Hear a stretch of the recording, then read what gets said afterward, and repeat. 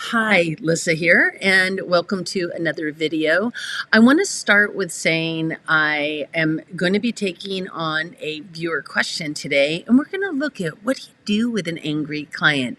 So let's get into it, because I think that most of us have had clients where we feel a little bit stuck because there's maybe so much upsetting for the client and we don't really know what to do. So I had this question come in from Sabine. So Sabine, thank you for leaving this in the comments. If you need inspiration for new content, I would be very interested in your expertise on how to handle someone who cannot stop ranting about other people, blaming them for everything, and trying to change them instead of themselves. And I think this is a really great question. I think we've all been that person who in some moment in our life are like, we cannot stop spiraling around whatever it is that we are most upset about. So I think what we'll do is we'll take a look at a few things that I think can be very supportive to a coach who has a client who seems to be kind of spiraling or looping, as I like to call it, around something. It's a habit they can't seem to break. And so when we're dealing, and really this could be any strong emotion that's negative, anger is just one of them. But how do we start with compassion and empathy? Clarification of the goal, maybe a recontract of the work, exploring transparently the client's readiness, the idea of coaching supervision, and ultimately possibly making a referral. So as we're starting to think about this, again, like I mentioned, we've all had that moment. Like, I don't know anybody who's never been really angry about something. And one of the things that we tend to do is rationalize and justify why we feel the way that we do. And I think that really leads to this idea of compassion and empathy. I need to remember in the moment that somebody is like, that I too have been in that place of, and so how do I bring that sense of humanity, that sense of appreciation and acknowledgement of the suffering that client is in the middle of, the anger, the looping, the spiraling, the circling the drain, whatever we want to call it, right? Of constantly being in sort of this vortex is an indicator of something. And so as a coach, it's a place to start to get curious with our clients.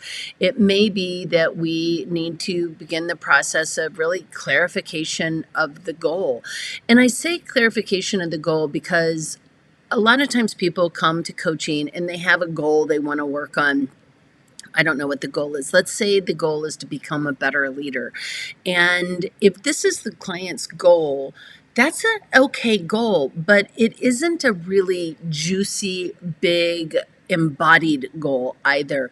And I think sometimes we can lose track when we have a kind of a very simple goal, like I want to be a better leader, because it honestly, the client may or may not resonate with it deeply. It may be something that they're saying because they think that's what they need to be working on. Their supervisor told them they should be working on it. They're in business for themselves, and so they know it's I need to be a good leader. And so there's this sense of this goal that's sort of an obligatory goal.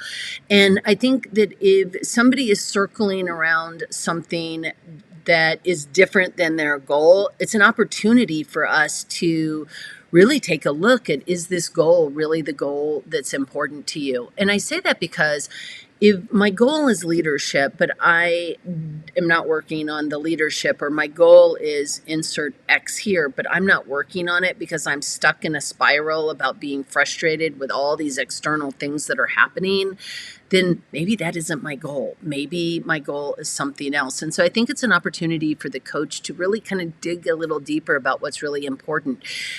I think also that kind of leads to the next piece, which is recontracting the work. And as a coach, if I have a client who is coming to me and they are asking me often, like, what would you do or what should I do? I think there may be a bit of a disconnect between the coach and the client on what the work of coaching is. And so it might be an opportunity to say to the client, I'm noticing that our goal is this, and now we've come up with a really big, juicy goal, but it's still happening, let's say. If it doesn't still happen, good. You solved it with a really deep, embodied goal, which is awesome. But it continues because there's a habit and a way of responding to things that the client has really embodied as a way of survival. And so when you think about behaviors like anger, anger is often you find yourself on the spectrum between threat and safety. And when we feel threatened, what happens is we default to behaviors that have helped us survive in the past. For some people, it's shutting down. For other people, it is ramping up. So I'm a redheaded Irish Leo, and I grew up in a family where sometimes being the loudest person in the room actually was beneficial to being heard or being respected. And so I remember coming into my 20s where I had very few tools in my toolbox, but anger was one of them. It's often a very relatable emotion because nobody, when you get really mad, nobody calls you like weak or vulnerable. You can protect yourself in lots of different ways. And so anger and projecting out to others is a kind of an easy tool. It's sort of like a hammer. But the problem with a hammer is, if you have a flat tire, a hammer isn't all that great for solving that problem. You kind of need some other stuff like, I don't even know what the things are called that help you change a tire, but there's like the thing that pumps up your car, and then there's the thing that you turn to get the lug nuts off, and then you got to take the tire off and put another tire on and kind of go in reverse order. And so, a hammer isn't going to be the best tool in a flat tire scenario. And what you're noticing with your client, more than likely, if they're just sort of cycling around anger, is that they've got a tool. And that tool has helped them to survive. And so part of this also is, as we reevaluate whether or not it's coaching that is most important, I think it really takes us into exploring the readiness of the client to actually be coached. There are situations in which people need more support that isn't coaching necessarily. Coaching is presupposing that a person is ready to move forward. If there's something that is holding a person back, they may not be ready for coaching. They may need something else. So when I was doing social work, I was working for the military, and so for 7 years I ran an anger management group. And honestly, it was the best thing I could have done for myself. And the whole redheaded Irish Leo thing with very few tools.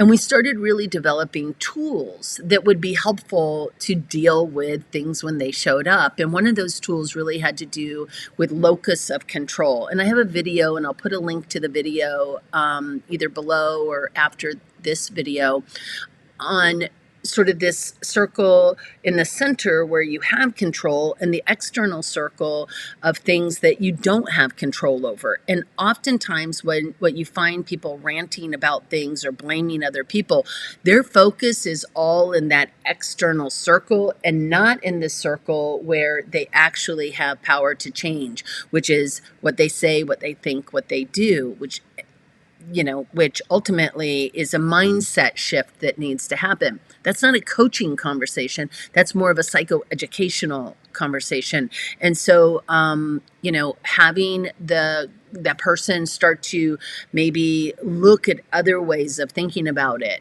is important. But at that point, you're definitely going to be stepping out of coaching and needing, that whole idea of like contracting what the work is that we're doing. There may be an element where we're really supporting the person to create tools because we're being transparent about what it is that we're noticing and how that's getting in the way of their ability to move forward towards what they said was important to them.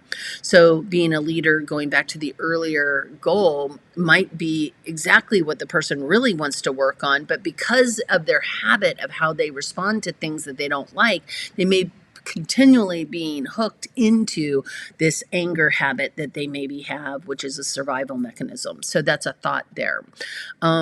Stephen Covey writes about this a lot in his book, The 7 Habits of Highly Effective People, where he talks about, instead of locus of control, he calls it circle of influence and circle of concern.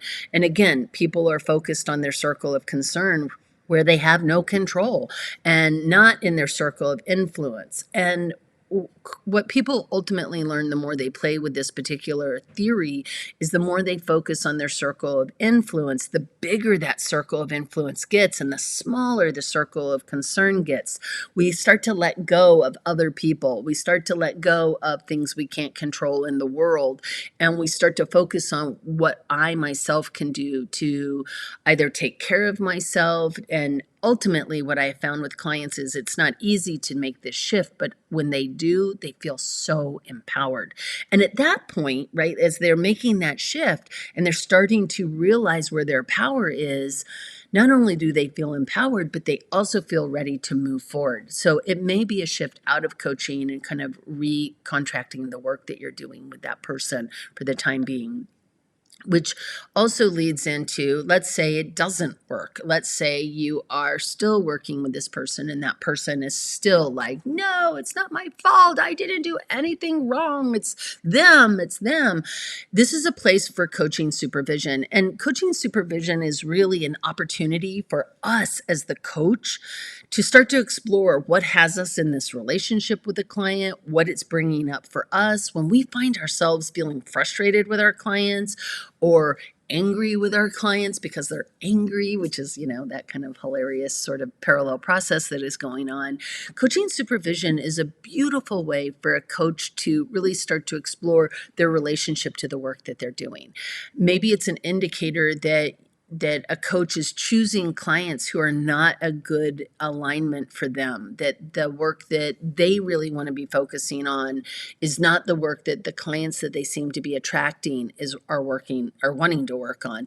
And coaching supervision gives us an opportunity to learn about ourselves, learn about our professional capacity, to really start to get clarity about what it is that we're doing in the work that we're doing, and also what we would rather be doing in some cases.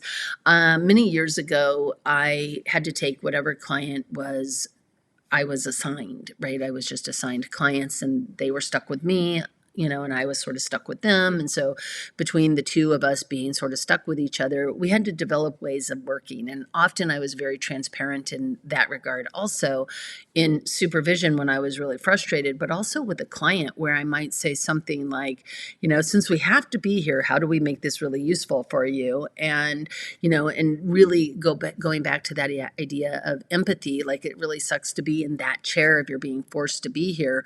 And what is the big enough goal that is juicy enough for us to do work around? And we would work that sort of stuff out. If, though, a client is really looping and just going in a circle around a certain habit or a certain idea, at that point, it becomes really imperative for me to make sure that I'm even the right person for this client to be working with. And I think that's really where supervision comes in. And if I'm not the right person, I don't think that I'm doing my client any favors by continuing to try and fit a, square peg into a round hole, or conversely, a, round peg into a square hole. If there isn't a good alignment, if I'm not the right person for this client to be working with because for whatever reason the chemistry is off, or I can't hold the space for them in a way that is going to be useful to supporting them to move through this situation that they find themselves in. And when I talk about situation, I mean the habit of being angry about anything that they don't like.